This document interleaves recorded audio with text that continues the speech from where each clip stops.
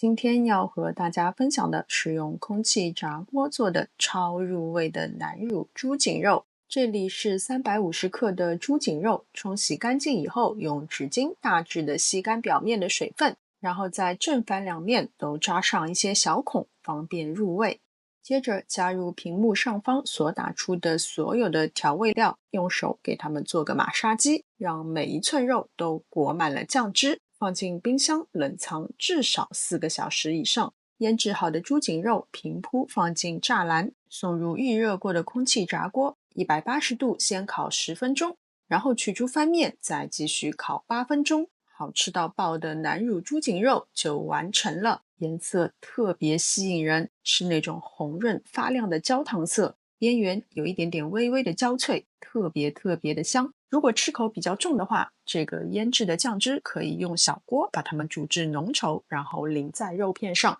这个猪颈肉最好静置5分钟才切片，肉质很紧实，但却嫩到爆汁，咬下去就能感受到它的弹性，还有南乳独特的咸香和豆香在口腔里慢慢散开，配饭下酒都绝了。好了，今天的视频就到这边，非常感谢大家的观看，我们下次再见。